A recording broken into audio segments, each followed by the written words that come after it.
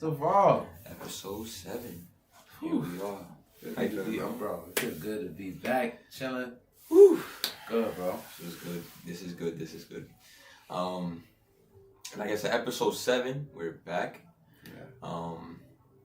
And we're coming back off of All-Star Weekend, so it's not a lot of fresh stuff, but the All-Star game happened. Interesting. It was cool. All-Star Weekend was different, to say the least. You have any thoughts about how it transpired? I mean, I think you just been saying, like, before we started that you ain't really watch, but you watched the game. Yeah, because it was like, well, first off, they were supposed to have an All-Star Weekend. I get it, I know, cool. So they threw it in there. They threw it in there for us, which I appreciate. Money. Right. But,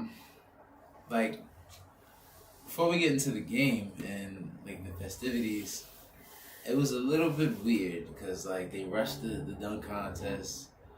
It felt like they shouldn't even did the dunk contest. They were going to not even give it its respect like that. You know what I mean? At halftime, I get it. But, that was my biggest issue. I thought, I actually liked the idea. Yeah. Have it at halftime because it gave me, a Dykeman feel. Right. How, Dykeman, when they do little tournament stuff like that, they jam-pack a lot of stuff into yeah, it. It feels festive. It feels festive. But, again, the dunk contest was, it was what it is kind of every year. It's lackluster. It's lackluster. The good guys don't want to do it. Nope. Zion didn't want to do it. Levine didn't want to do it again, and I don't blame him. You got 2 of them already. Right. Good. Aaron Gordon is not gonna do it again because he keeps getting robbed. Or at least he thinks he keeps getting robbed. Niggas greased him last year, bro. Greased. But the good guys don't do it, so it's just until the good guys decide to do it, or the good dunkers decide to do it, we're not gonna care about the dunk contest. You know what I mean? We're gonna care about the 3-point contest, and the 3-point contest, I feel like it gets better every year. That shit is crazy. It gets better every year, and the shooters are some of the best shooters in the world. So you're getting quality content. Thanks. Bro, you're saying. The worst shooters of that bunch over that weekend was Jaylen Brown and Jason Tatum. And they could shoot the pill a little bit. Right. They're not horrible shooters. You know what I mean? They're not horrible shooters. So exactly. And then you had, Michael Conley, who surprised everybody. His shit chip, but you don't expect that though. You know what I'm saying? I'm watching him shoot, and I'm like, nah, his shit automatic. Bro, he scored 28. 28 wins any other year. Lefty shit, man. Bro, his scores would have won any other year. That's a fact. But he had to face Steph though. And Steph is just amazing, bro. 28, bro, that's crazy. Conley scored 28 and I think that was the first round. He scored 28. And then freaking this Steph just comes in and drops 31, and I'm over here watching it. That shit crazy, man. Bro, I'm over here watching it, and I'm with my daughter, and I'm with my daughter. I'm with her mom too, so I'm watching it. I'm watching it at their house, and he goes for 31 in the round, and I look back and I'm like, damn, he just broke the record, the single round record, just now, so casually. And so it is just this guy is crazy. And then for Conley to come back in the final round and score high again, and Steph has to come in and get it on the last shot. It's just it's nice to see that the 3-point contest is, while the dunk contest is falling off, the 3-point contest has been on the rise. The 3-point contest is the reason why All-Star Weekend is even fun. Yeah. You know what I'm saying? The skills competition, ever since they started adding big men to it, it's kind of fun. Yeah. It's kind of fun to watch these big guys come around, and they win. I think they've won every single year. Ben won last year, if I'm not mistaken. It's Sabonis won this year. Ben won last year. The year before that, who won? No. Porzingis won one of them years. Yeah, he won the year before his actual All-Star. All-Star. Karl Towns, he has one. So it's fun to watch. It's really fun to watch. And I thought that Chris Paul was gonna run house, and he lost in the first round. It's fun. You know, it's fun. Like though, like the skills challenge and the 3-point contest is really fun, and I enjoy it. The game in itself, it wasn't like last year's, but a lot of the guys didn't want to play. LeBron James only played 13 minutes. You know, a lot of the guys didn't want to play, so it's understandable. But then, thank God for Stephen Curry and Damian Lillard because they just started putting on a shooting exhibition. From half. And listen, Dame dead pulled from beyond half court. He was legit 2 steps away from half court, and he pulled it and drilled it. I'm like, bro, this guy is a demon. Steph Loki, he almost had me so mad because Dame knocks down 2 threes in a row, and that's it. They're missing one more 3 to end the game. Yeah. And Steph just comes in and chucks up his own 3. And it's like, bro, don't do that. Dame is hot, and he's open on your left side. Just pass that rock to him, bro. Like, yo, he already got 2 in a row. Just let him game it. And Steph, luckily he missed because then Dame came back and just did it by himself. Right. But it's like, Steph, you really have to try to take his thunder real quick. Like, come on, like he got it right now. But luckily, Dame was able to close it out. That's what I really wanted for him.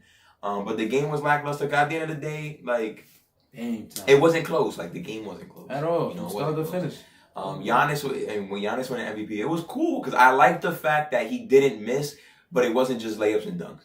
Like he dead pulled his threes. He did a step back 3. Yeah.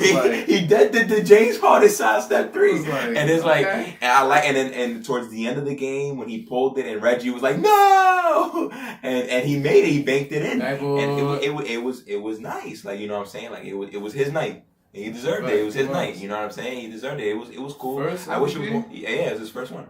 So it's, the game was cool. It just wasn't as competitive as the year before because obviously the guys didn't really want to play it. So it was what it was. But hopefully next year it's better.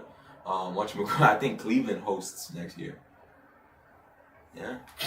The Cleveland Cavaliers host next year. Now the real question is, if you're a betting man, do you think any Cleveland basketball player makes the game next year? Fuck no. Not even Colin Sexton? Not even clear. Okay. Ja Morant better make the All-Star team. Well, he's on the East. I mean, in the West. So, never mind. I'm a betting man. I think that Colin could get voted in by the coaches, but we'll see next year.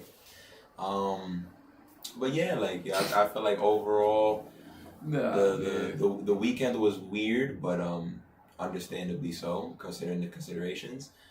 I mean, not considering the consideration, but considering the circumstances. But sorry about that. And I didn't waste my time watching Quavo, Jack Harlow. Yeah, I was going to ask you that, bro. And 2 Chainz. I heard it was a bad game. And Lil Baby, I think Lil Baby has to stop, mentioning bowling in his music because he was not bowling on that court. I caught up some of the highlights, and I'm like, damn, boy, you look bad. But Quavo need to chill too because I don't know if he's the best. He needs I don't know if he's the best bowler. I respect that he hooped in rap. Let me not even just say rap, probably in music because Chris Brown's better than him. Yeah. Chris Brown that has his own highlight mix. He really is. He has his own highlight mix. Yeah, I don't know if he still continues to play. Probably because you never know what these people do in their spare time. But I don't know. I watch Quavo play like that. I think I'm better than Quavo. I'm not gonna lie.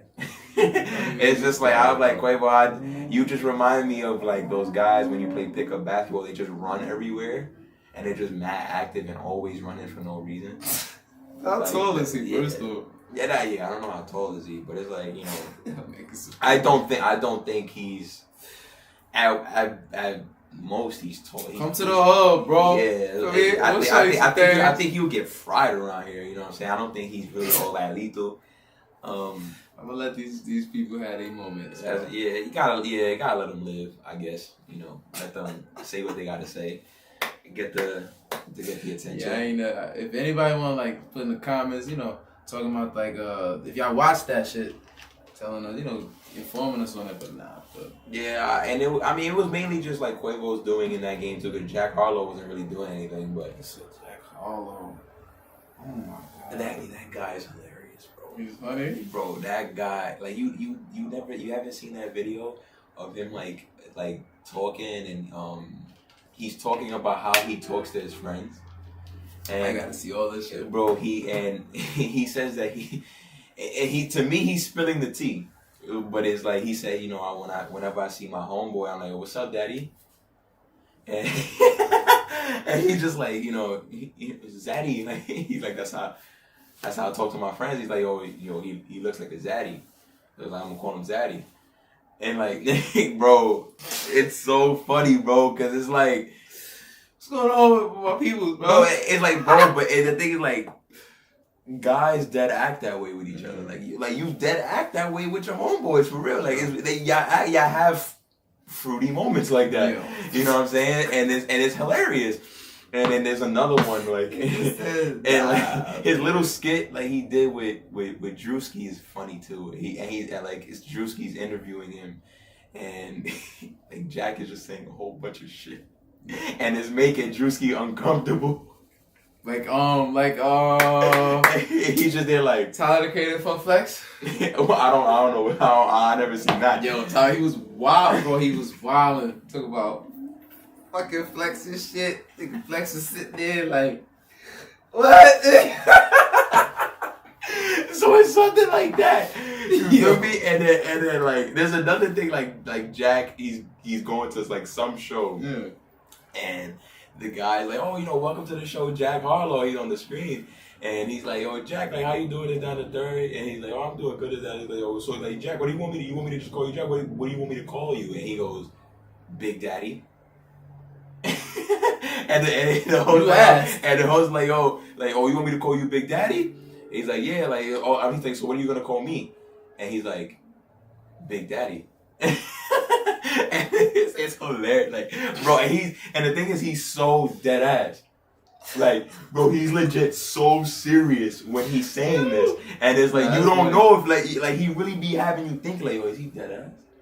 But he not dead ass because that's how guys are. Like, it's just hilarious, bro. But anyway, we that was like, respect Jack, man. That guy, he is legit funny. Like, and he's definitely one of them. Like, I don't like consider him like a top flight rapper, bro. But he definitely gets by. Like, he definitely he does his thing. He's funny. He's funny. He's good at. I'm gonna listen to his tape and come back. Yeah, his latest joint.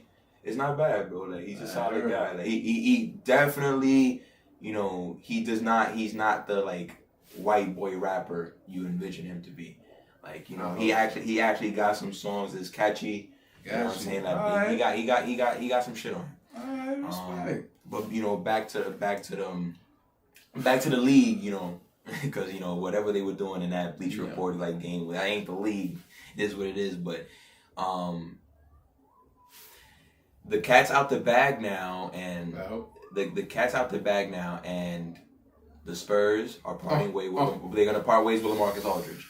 The Houston Rockets are gonna part ways with PJ Tucker. Like, these are guys that I feel like can legit help out teams. But bro, let me take it a step further with I was intrigued by this. I just want to ask you this question because Popovich said on Wednesday of this week that LaMarcus Aldridge and the Spurs are gonna go their separate ways. He said that it is a win-win situation for both teams involved, both parties involved. And why do you see that to be a win-win situation for both? And why? Because the Spurs, look, the writing is on the wall. It was literally on the wall for the Spurs when they traded away Kawhi Leonard. DeMar DeRozan's a hell of a basketball player. Yeah, respect. He doesn't fit this style of play. If you're gonna play with DeMar DeRozan, you legit need 4 shooters on the court at all times. And he's not and DeMar DeRozan is he still contributes. He was having damn near all-star year this year. But the Spurs are going younger, and they want athletes on the floor. They want guys who could cover multiple positions. Listen, DeMar DeRozan, as of today, right now, this season he's the worst defender in the NBA. Oh shit! And if you're worse than Trae Young at anything that has to do with defense, that's a problem. Especially because we all know why Trae Young is not good on defense. It's shit he can't control. God made him 6'1". God made him 170 pounds soaking wet. Soaking wet. You know what I'm saying? Post up. You know, exactly. But DeMar, he's the worst defender in the sport right now. He just doesn't fit, and neither does LaMarcus Aldridge. LaMarcus Aldridge, his bread and butter is in the mid-range. Spurs don't play like that no more. They haven't played that in over. And they haven't played that way in years. So, at least 6-7 years. You know, LaMarcus Aldridge, he's a mid-range threat, a post-up threat. He shoots decently from the three. He shoots a good percentage, but not on a high volume. Yeah. And does not play defense. So, how do you contribute to a Greg Popovich-led team? Especially they're trying to go young. They're trying to get younger, faster. You know, move the ball around, and it's like. You feel like Popovich is gonna be there much longer? You know what I believe? I think Popovich is gonna be there until the pieces are in place for him to give the team to Becky Hammond. I don't think he's gonna give Becky Hammond this team. Get a shot. I honestly believe it's gonna be with the Spurs. She's like when Popovich, you know, decides he's gonna stop, Becky's gonna take over. I believe it. I believe that to be the case, but I think that Popovich is gonna leave the keys to her when the car is polished. Right. You know, clean and polished. So they're gonna get a couple players in, and you know when Popovich feels good about the team to the point where he can, you know, step down, Becky will take over. But they're still ways away. Like, you know, right now they got guys like DeJounte Murray, Lonnie Walker's a good guy. Keldon Johnson. You like Brent Ford? Well, he's in Milwaukee now. I'm saying that you like him. Good guy. I don't really like point guard. No, I'm not really too big on him. I mean, he hasn't really showed anything in Milwaukee that has me thinking the Spurs don't want to go. Nah. And Derek White's always proved to be better than him. He's just hurt. Right. I was about to say it was always between Derek White and Brent Ford for me. You know, and Derek White is proven to be the better player at this point in their careers. Derek White is just hurt. It is what it is. But LaMarcus Aldridge, he has served his purpose in San Antonio. It's time to move on. It's a win-win for both sides because he's going to be able to go to a contending team if he so chooses, but contribute to the team. You got any teams that you want to? From the minute that Wojnarowski tweeted that out that they were going their separate ways, first team that came to mind was Phoenix. First team that came to mind. He comes off the bench in Phoenix. That is really good for the Suns because the Suns just have DeAndre Ayton. Yeah, they have like I think they have the rookie Jalen Smith. He's not all that. They have the other kid. I think Cam Johnson though. But he's a power forward. You feel me? Like you know. But then now you see like if you get LaMarcus Aldridge with shooters around him, guys who can knock the ball down from three, you see how lethal this becomes now. Crowd up my spot. You know what I'm saying? So it's just he's like he can still post up anybody in this league and still give you a bucket. It's the same thing with Carmelo Anthony in Portland and a couple years back with Paul Millsap in Denver. These guys can still command attention from the defense. Yeah. You put them on the bench, and the bench players are gonna go crazy because it's like, how like this guy could do this to starters. I gotta guard him, and he could kill starters. Imagine me. Right. So I think LaMarcus Aldridge. If LaMarcus Aldridge if he can't make his way to the Suns, I see a team desperate like the Boston Celtics, like a desperate team that needs size. That's a good one. But to me, it's not a good one. I think that he can't. He has to go to like LaMarcus has to go to a place where, he's gonna be a focal point. A focal point of the bench. Like, okay. You know what I'm saying? A focal point of the bench. Because you go to Boston, he's gonna play significant minutes in Boston because Boston is that desperate. Yeah, desperate as fuck. That's a fact. You go to Phoenix, they only need you to play 20 minutes a game at most. Right. And I'll take that from him. And I'm gonna take that 20 minutes. 20 minutes ago, he's like 30, 35, 36. 26 minutes, like 20 to 23 minutes of LaMarcus Aldridge at the 5 with shooters around him, I could live with that. I could live with that every day. I could live with that every day. Facts. So it's like, you know, it come playoff and we always see it come playoff time. You're gonna need that guy off the bench who you do not have to worry about. He's going to contribute. We call them X factors. Exactly, and that's the place for me where I think he could be utilized to his strengths, play to his strengths, and also be that X factor. So I see. I think I love his fit in Phoenix. You know what's funny? I said this in 2015 when he went there. I'm like, damn, this Spurs trade can either make LaMarcus or break him. And we've seen that I'm not gonna say it broke him. It was mediocre. Right. But yeah, it wasn't like it was mediocre. He had the very good first year. Facts. Because he was really good his first year. Okay. But then as the league continues to change and we're going to more perimeter centric offenses, he can't do anything. Bro, nigga said that he taking the keys from Tim Duncan.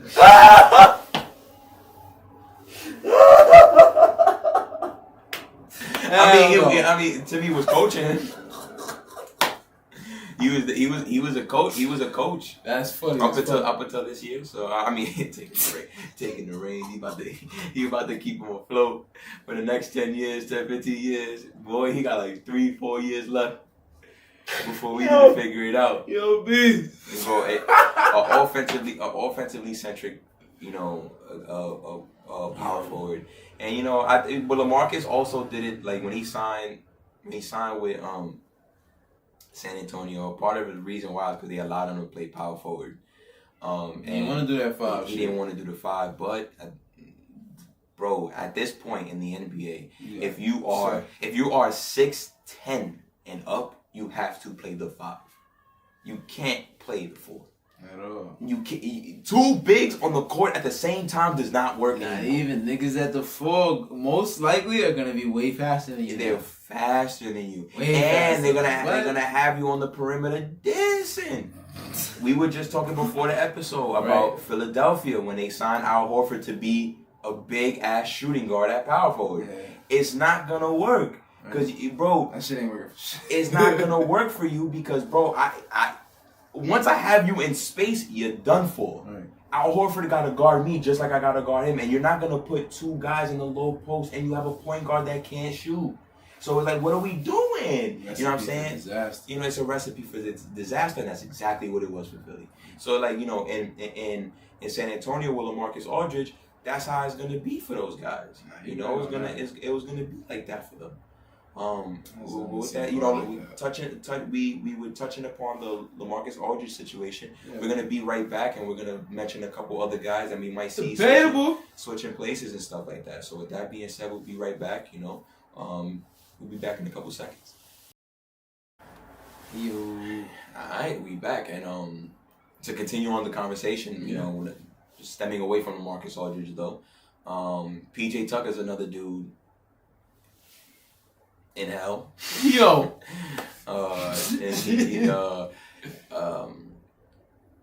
Houston, they've already elaborated with him that he's sailing. They're parting ways with him too. But the writing was on the wall when James Harden was gone, so it's not that this is not surprising. That's one dude, bro. I give if I ever see him in the streets, respect, bro. You guarded the top players, the top 15 players for like 8 years, bro. I respect that. It feels like 8 years. That's a fact. But yeah, like you know how he was dealing with. I mean, he was on those teams. He was on the Rocket teams that were playing against some Golden State. I think he was there. KD shit. Yeah, I remember Trevor Ariza guarding him, but I think PJ Tucker had to deal with him too.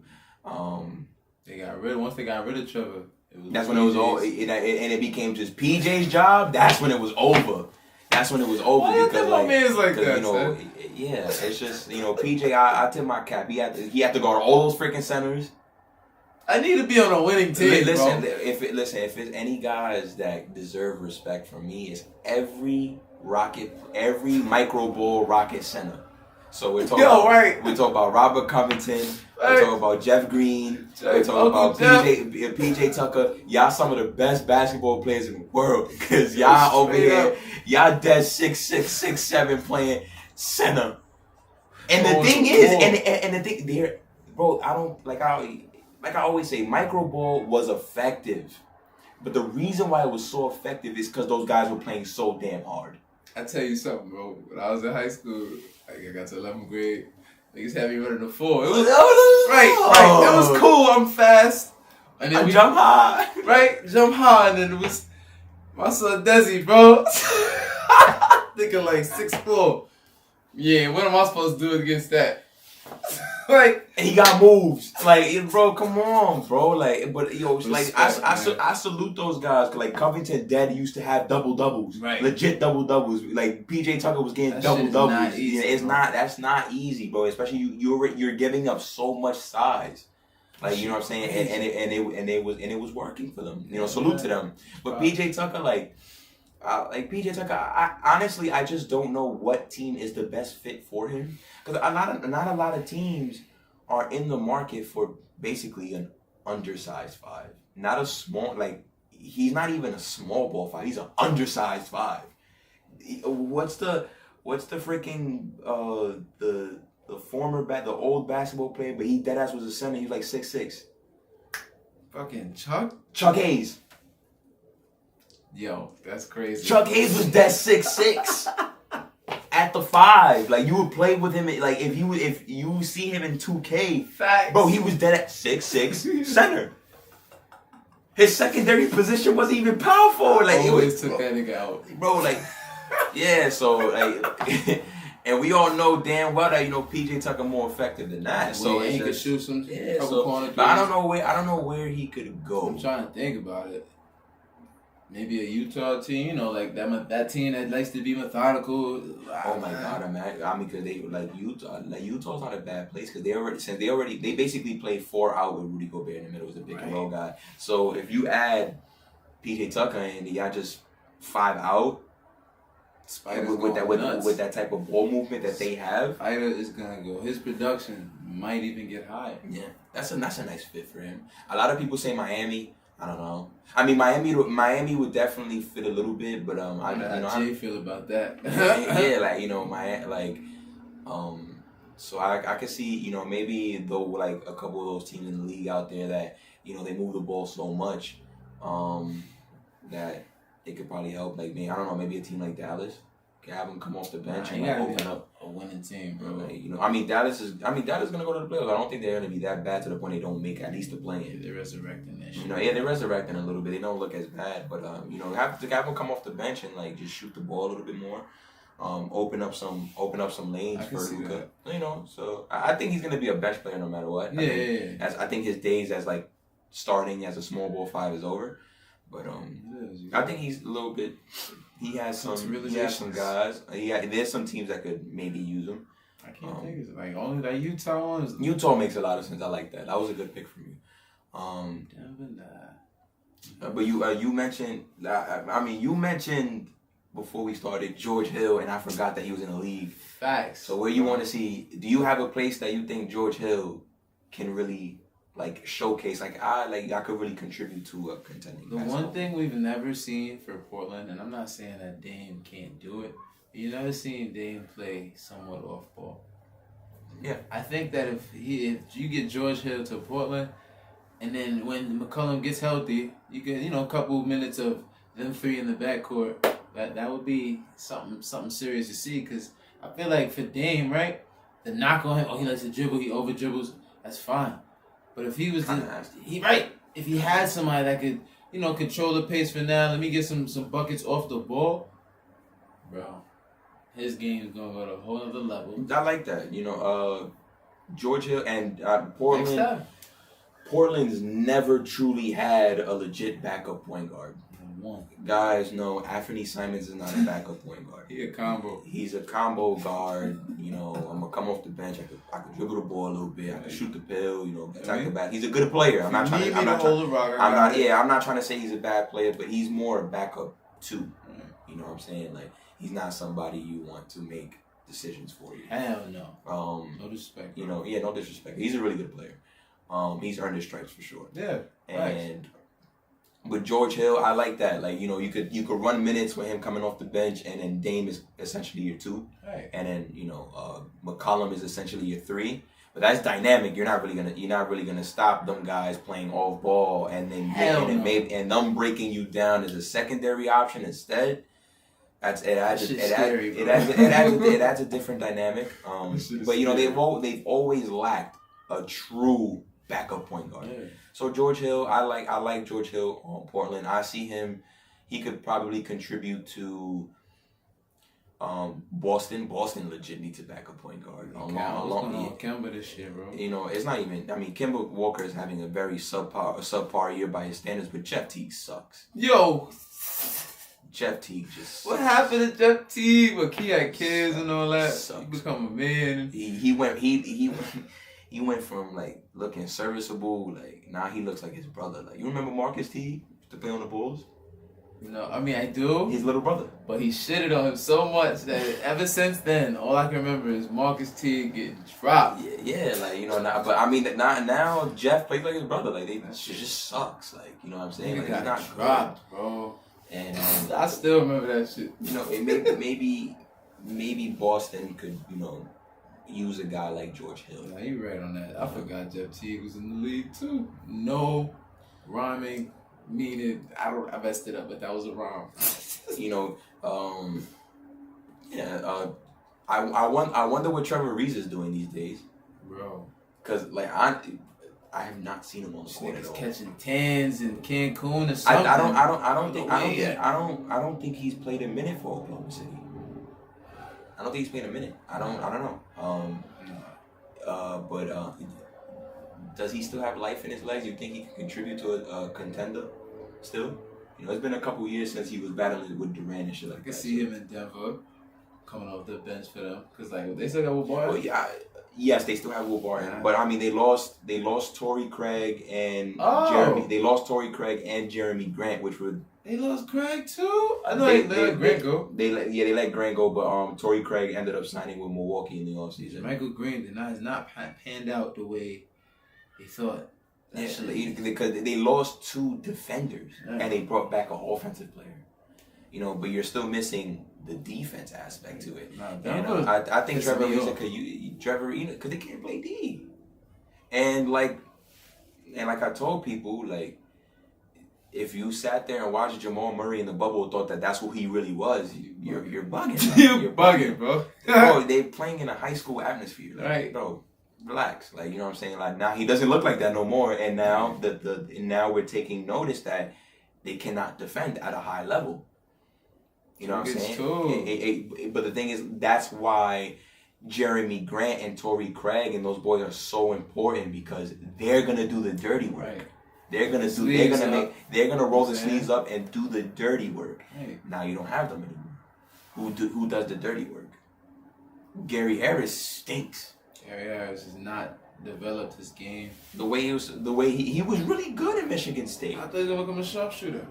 He has his moments. He can shoot. I'm not saying Gary Harris, he's definitely, like, since Denver has gotten to contender status, he's definitely had moments where he's come up big for them, but he never is consistent. He's been there the longest, if I'm not mistaken. I would not be surprised if he was there the longest. Either him or Will Barton. I think they both been both there. Right. They've both been there since they had the old jerseys. Right. So, those jerseys is fire. What AI, you call it? That AI jersey. Sick. But now they're missing the defense, and I mean, where do you get it from? I mean, Trevor Reeves is old, but I think he can still contribute. He can still guard somebody that you need. What was that? Just last season, Trae Young tried to volley. And he gave him the hip check again. They go, don't do that. Don't do that. I think he could still be serviceable. I think the biggest fish out here right now that we're waiting to see if he actually does get traded or bought out, but I think the writing is on the wall for him that he's going to be able to go to a contender at some point, is Andre Drummond. Honestly, I think Andre Drummond is legit. God rest their souls. This is Tupac versus Biggie, but in basketball version. Let's hear it.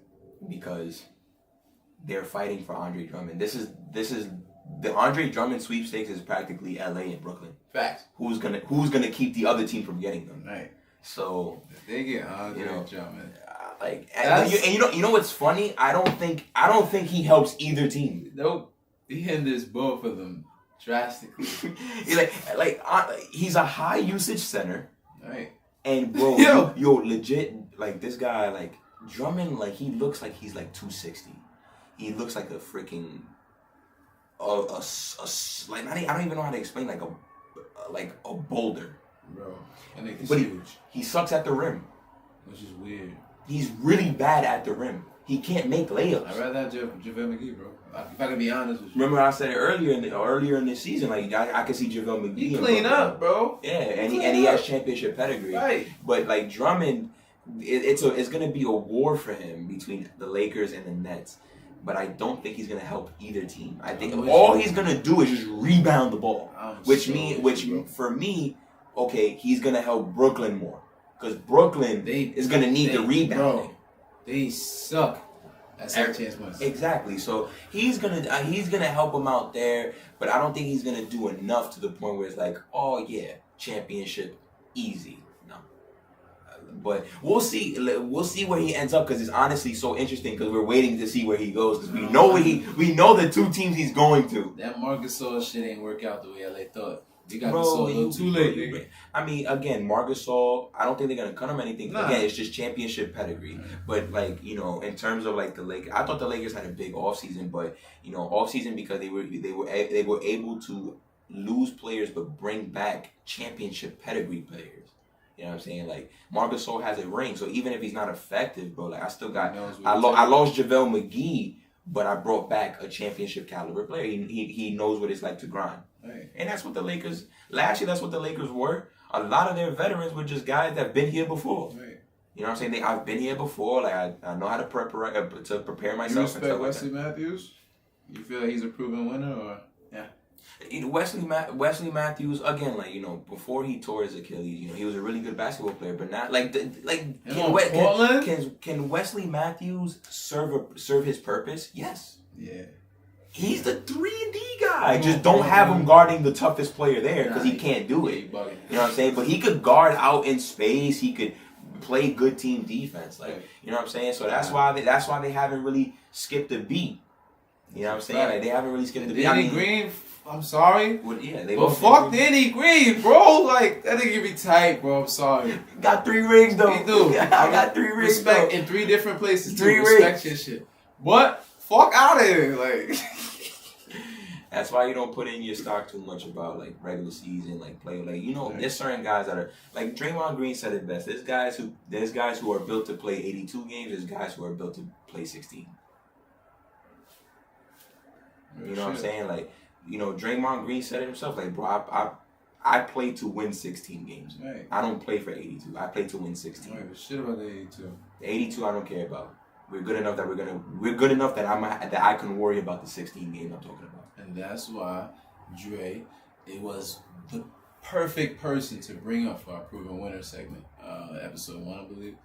Yeah, because that's what Proven Winners do. They know what time it is. And at the end of the day, like the Lakers are full of guys now that just know what time it is. Yeah. Like even Davis now, after winning this championship, he knows what time it is now. You see his commercials and shit. Yeah, my son is like, Braun has forever known what time it is. Since the day he walked into Miami and won his first chip in Miami, right. I know what time it is now. Like, legit. You know what I'm saying? Rondo knew what time it was. You know what I'm saying? Like, bro. Come on, like these guys that are joining the team, they know what's up. I miss Rondo in the Lakers. You know, so they know what's up. Like Marcus Gasol knows what's up. Like he's not gonna kill you with numbers or kill you with his game no more. But I know what's up though. Like that's what it is. Like. That shit crazy. They got another good soul brother in LA. You know, but that's what I see. But Andre Drummond, like, he's gonna be the big fish of the buyout market, I believe, because I don't think any team is gonna trade any sort of asset for him. But we'll see which team he's just gonna be there for. Yeah. Speaking of buyouts, bro, you want to talk about the recent buyout with Blakey? Sheesh, man. Brooklyn. This deserves. Let's take a break real quick again and come back and we're just going to go straight through. Let's do it. We're going to have a lengthy discussion about Blake, the Nets, and Ready? Let's do it. We'll be back in a couple seconds. Yeah. Alright. So, Blake, like, don't even like Blake joining the Nets. I was fake upset because it's like, damn, bro, like, do you not have enough life on your legs to the point where you're just gonna join Brooklyn? Like, you could have, bro. Like, I was thinking other places for him. Like, I thought of the Heat for him. No lie, because the Heat plays. They move the ball around so much, and that's where Blake is at in his stage of his career, where he's gonna move. He's just gonna make the right play. You know what I'm saying? Like, I'm with you. You know, and I'm like, okay, like, he could do what these guys do. Like, he could play how these guys play. Like, just run, like, you know, get to your spot, have everybody run around, you know, find Jimmy for a backdoor cut or something, come off the bench and do that. But he went to Brooklyn. I'm like, damn, bro, like, you have to go to Brooklyn. Like, you don't even rebound that good no more. Like, damn, bro. I don't know how much he going in for. He said, I mean, on the cheap. He going on the cheap. I mean, on the cheap, you a sucker. He got bought out by Detroit, so he's getting his lump sum. So, and when you get bought out, you could only sign for the minimum at that point to come back. So, what a sucker. But you know, he said Durant recruited him hard. But I don't know how he's really gonna fit. They don't need him to be anything of significance. But like, I don't really see his fit. Like, what, I mean, you think like like word on the street is they're gonna have him come off the bench like a small ball 5. You know, and like move the ball around, I guess. Try to have him in like that, you know, that poor man's Jokic role, I would try to assume. Like maybe a very poor man's Jokic. You overloading the team. The Nets overloading the team with too many people that are ball dominant. It seems nice now, but when the playoffs come, we're gonna see some real issues. I guarantee you that. He's even lost a step shooting the basketball too. That's like kind of the thing. So it's like, I don't really know. I mean, I could see him with the ball in his hands and allowing everybody else to just like I hate this shit, run around. No, bro, I hate this shit. I don't think it's like the perfect fit in the world, but like I said, the Nets and the Lakers are both going to be teams that are just going to take the talent just because the other team not going to get them. NBA is a big ass AAU fest now, bro. This shit is crazy. Come to my team. Or your good friends on the same team. Team. Come to my team. Like, what we gonna go back to going to war, bro? Like, it ain't gonna be like that. Well, we are going to war now. We're just going to war with more superstars on teams together and less contending teams, but the teams that do contend have the talent to really like duke it out. Like, so that Brooklyn. Alright, so I don't have like I fuck with Brooklyn. I just feel like this was a redundant acquisition. Yeah, I feel the same way. Very redundant. I don't see like I just gotta wait to see. I'm gonna see him on the floor for a couple games, and I really cannot see this. You know, I just gotta see how these guys like mesh together. Like, I mean, I don't really think he's gonna play significant minutes. Right. So it's just we'll see how everything unfolds. But you know, with Blake joining the Nets, my good friend Brandon wanted me to talk about this on the podcast. You know, so shout out to Brandon. Laying Low Out West podcast. If you guys have not tuned in, go watch that. You know, Brandon and SB are phenomenal. But he wanted me to talk about it because he sent me a post of has Durant received the most help in NBA history? And this is something that like even before like Brandon and send it to me, like we'll talk about it. You know, I was having this discussion before that, and you know, he was on the Oklahoma City teams with Russell Westbrook, James Harden, Serge Ibaka. He goes. That was 7 low. He goes to the Warriors, and now he is here in Brooklyn. The Warriors obviously had Klay Thompson, Stephen Curry, Draymond Green, and he's in Brooklyn now with his best friends. Has he received the most help? No. The reason why I say no. Talk to me, bro. Reason why I say no is because I'm not gonna criticize KD for getting drafted by the Thunder. Yeah, you can't. I'm not gonna criticize KD because the Thunder drafted him, Russell Westbrook, and James Harden 3 years in a row. That's not on me. That's not on me. It's help, absolutely, but I didn't join this team. I mean, I got drafted by this team, and they drafted them to complement me. And that was not. And I'm good. And again, like, anything, if you're trying to say, like, Durant was getting help on the Thunder, then clearly you must have not paid enough attention to the Thunder in those years, because everybody knew that they weren't going to win one together. Russell Westbrook and Kevin Durant were not the pair. Right. They were not the pair.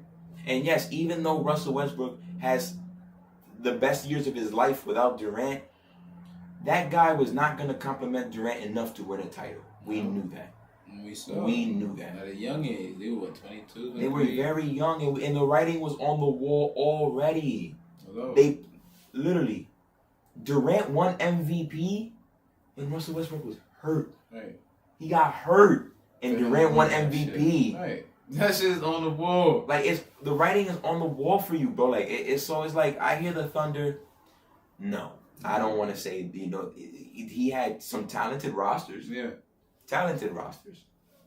I'm not going to sit there and say, oh, that's the help. No. Fit matters when you get help. Why get help if it's not going to help you? Right. You know what I'm saying? Like, so he goes to Golden State. And it's the softest move ever. Nobody's going to beat that. And we knew that. Because Durant is just too fucking talented to join a team of that stature. 73-9, I'm going to join them again on top of that.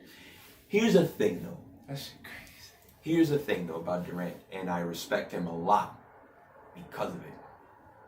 He handled his damn business in Golden State. He was the best player on Golden State, and you knew that every night you played them. Every night you played those Warrior teams, Durant was the best player on the floor. Yeah. Better than Steph, better than Draymond, better than Klay Thompson. All of them. Facts. All of them. In those playoff runs, we all knew who the big fish was. The going got tough for the Golden State Warriors. Yo, Durant, here. Facts. Here. Right in the mid-range. He was big in the mid-range. All the time. They spanked out the Cavs twice. Who did the damage? KD. That's when they started saying he's taking the reins from LeBron. I don't ever believe that somebody has the enough seniority to say I'm better at basketball than LeBron James. LeBron James has the seniority, and we're always gonna get on the seniority. But Kevin Durant, his years in Golden State, they were flawless. You know my body. Flawless. He became one of the there was nobody on the face of the planet playing flawless basketball the way KD was. So I always say Warrior KD, best player in the world. Warrior KD though. Feel me? Because that ambiance, that flawless ambiance he was in, you don't have that all the time. Damn sure. You don't have that all the time. So it's like, yes, it was playing on Golden State was a cheap move, but he handled his damn business, and it was not up for discussion. Like you knew the best player on the court every night was gonna be KD, and that's how it was. So I respect it. He ran to the help. Yes, he ran to the help. LeBron ran to the help. But this guys are gonna run to the help, right? But I guess they tried to say LeBron started that whole superstar. Yes, he did. That's fine. Yes, he did. But as a competitor, to go to a team that just beat you, that says a lot to the organization and the teammates that you were with. That was a part of the discussion that comparing the LeBron situation to KD's, and obviously that's everybody's favorite thing. Yeah. In this case, if you're gonna put in LeBron's perspective with KD, that means LeBron loses to Boston and he joins them. That's nuts. They wouldn't even take him, especially KD. But the thing is, but the thing is now you gotta take into consideration. Okay, let's say he did do that. Does he fit well in Boston? Not really. They're gonna have to work around him. Right. You know what I'm saying? They have to move things around him. KD fits flawlessly on the Golden State Warriors, and he showed it for 3 years. Flawless. How flawless he was. So, and then LeBron, and listen, people gotta understand that LeBron made this cool.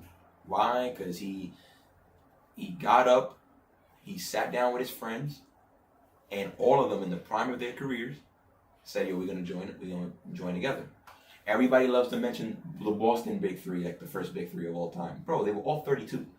They were all on the wrong side of 30. But they were all stars. They were all yes, because when you're a really good team, bro, Rudy Gobert is an all-star. Right. The thing is, Boston don't count.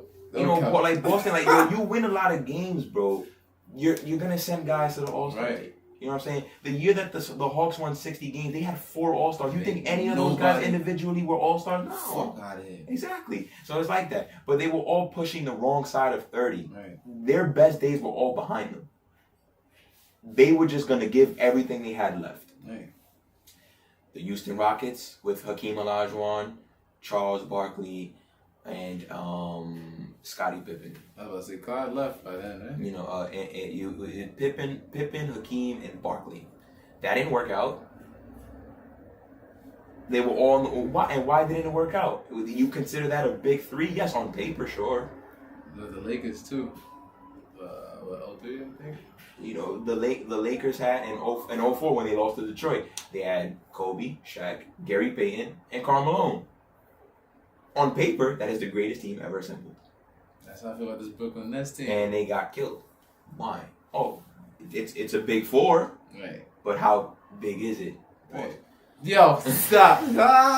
But yeah, like, no. Like you gotta understand, like, fit, it matters. LeBron, what he did, even though he didn't join a team that he couldn't beat, like, he still joined at the time 2 top 20 players.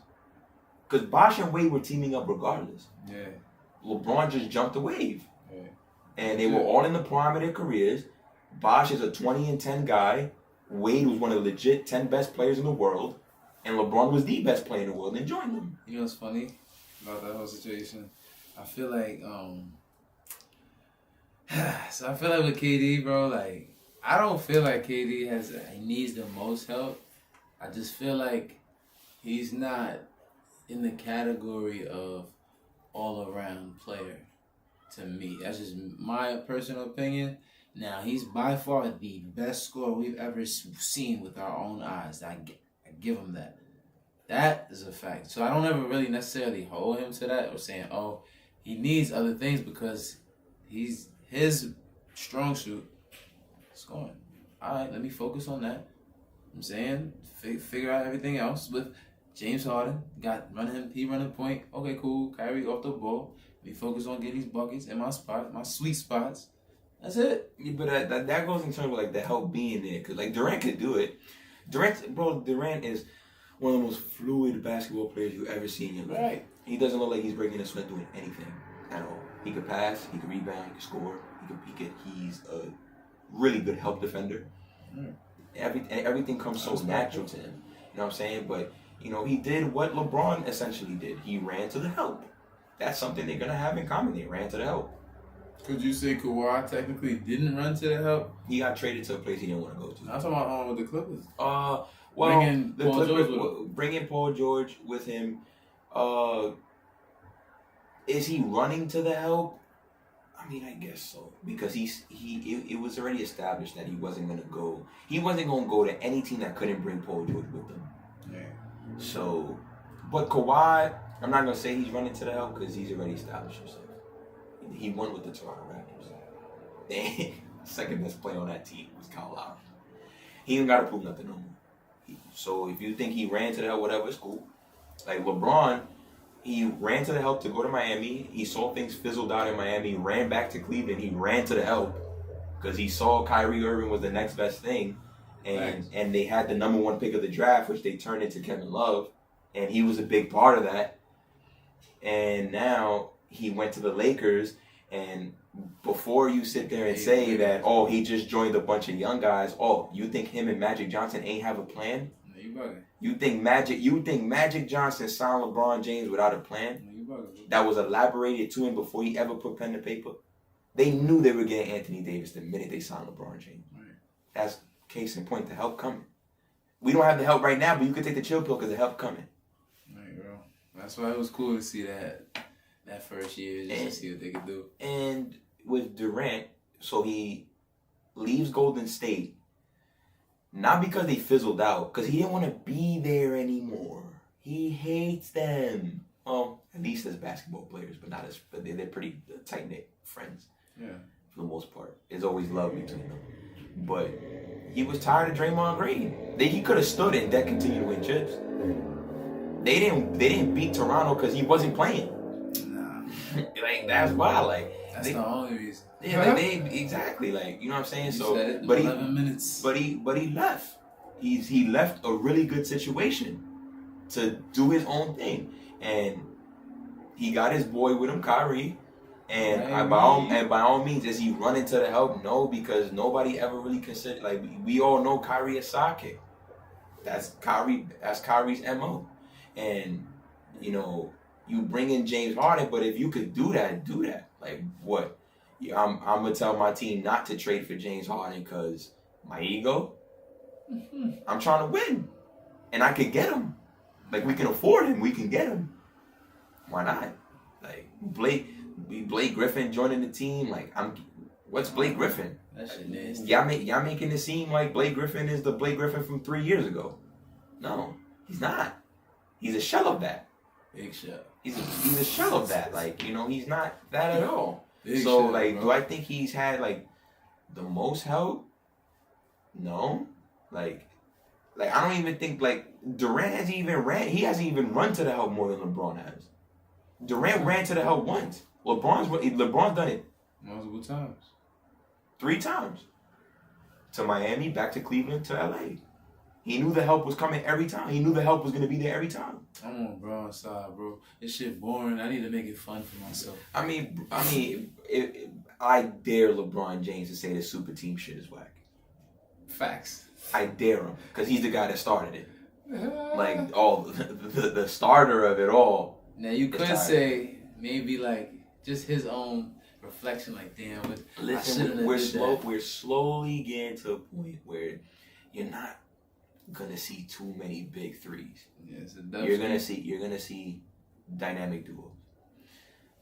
Brooklyn aside, you're gonna see tandems. LeBron and AD shit was looking nice until Brooklyn came. You got LeBron and AD. You got Jaylen Brown, Jason Tatum. You got just a lot of Paul George, Kawhi Leonard. You just dynamic duos. That's what you're gonna see now, and that's good for the league. He is Spider and Gobert. Joel Embiid and Ben Simmons. So it's there. You know what I'm saying? It's there. We're gonna start seeing a lot more parity because a lot more time is gonna spread out. But hopefully Brooklyn's the last super team that we gotta see. The last big three we see in a while. At age. I thought that shit was done, right? I thought it was done prior. Nah, fam, you never know, bro. It was working in that direction till Brooklyn got him. Right. Till Brooklyn got James Harden, and then look, they got a big three. It was last season was so much parity, bro. Yeah, it was. It was beautiful. Before COVID really started to shut everything down, it was nice to see each team really you had to work. Each team you had to go to war. The playoff bubble was phenomenal. It was a lot of parity. It wasn't all set in stone, and it was great. And I still believe that now. It's still going to be a lot of parity. It's just that out east, we know who's going to the finals. Everybody else, y'all can fight it out, but once y'all see Brooklyn, it's over. That's how I feel. Unless Giannis just says, you know what, I'm about to be LeBron 2.0. That's the only way. You have to shoot for that. Not enough backboard shots in the world, Giannis. You better stop, bro. Niggas is too stacked, bro. We ain't gonna respect none of that until he starts calling bank for real. You gotta call it. That's a fact. He ain't call that a shit. He know his bank not open like that. But yeah, bro, I feel like you know, I wouldn't say Durant is the most helped out superstar. Well, He's never ran to the help, and he's never done shit that other guys don't do. Like, you know what I'm saying? Like, niggas has been running to the help. All I just want to say, I wanted to say this in this episode. I was thinking this all last week. Like, yo, bro, we have been, our generation been blessed to see some of the dopest athletes touch a basketball, touch a football field. You got to see Chad Ochocinco, T.O., Randy Moss, like, from them all the way to when KD came, Rucker Park, like, Yeah. now we've got to see a lot. Uncle Drew, I'm saying, Kyrie, what he did with that, like, we've got to see a lot of things come into fruition. I just want to say, yo, we are one of the most blessed eras to ever do this and to see any of this shit, bro. Yeah. For real. This is stuff that, you know, like, the older guys, they didn't see this when they were our age. Oh. They didn't see this. Like, you know, they never saw stuff like, you know, back in like the 80s and 90s, you would sit there and say like, oh, damn, like I said like earlier, like that Rockets team with like Pippen and Hakeem and Barkley, that was their super team at that point. It wasn't good. And they were old, injury riddled. All this shit. And then Pippen was just so disinterested. Facts. You know? So, but like now you're seeing like James Harden, Kyrie Irving, and Kevin Durant on the same team, and they're balling. Like they're getting along and they're balling. Like they're all putting up MVP numbers right next to each other. Like that's crazy. Niggas ain't never seen nothing like that. You would have. The old heads probably saw that 72-10 Bulls team and said, "This is never gonna be done." Yeah. All right. And then you get Golden State and they do it. 72. They didn't. I mean, they didn't get the ring, but it's something that still happened. That's something Braun will always be proud of. That is his meal ticket. Right. That is his meal I ticket. stopped at 73 and 9. That's his meal ticket. That's like LeBron's statue when he gets built, his statue in Cleveland outside of their arena. The statue has to be him blocking Iguodala. Nah, facts, bro. It has to be. Dumb high, bro. Yeah, it has to be. No, he got dumb. I was like, yo, JR move. You fucking done with. For real, bro. No lie. But with all that being said and done, I feel like we can wrap up. Let's do it, bro. You know, this was good. Hell yeah. This was good. I have fun. Every I mean, I time. always have fun. Yeah, Facts, I have fun. bro. Every time we do this, every time we link up on these Saturdays to do it, I have mad fun. It is, bro. Well, you know, that's episode 7 for you guys. We always hope that you enjoy the content. Like, subscribe, comment, share with a friend. You know, it'll really mean the world to us. We love doing this for you. Like we say every week, we love doing this for you guys. It's really fun for us, and we hope that, you know, you guys enjoy it just as much as we like doing this for you. So, with that being said, guys, like, that's episode 7. Yeah. We'll be back in a couple weeks per usual. See y'all real soon. Yeah.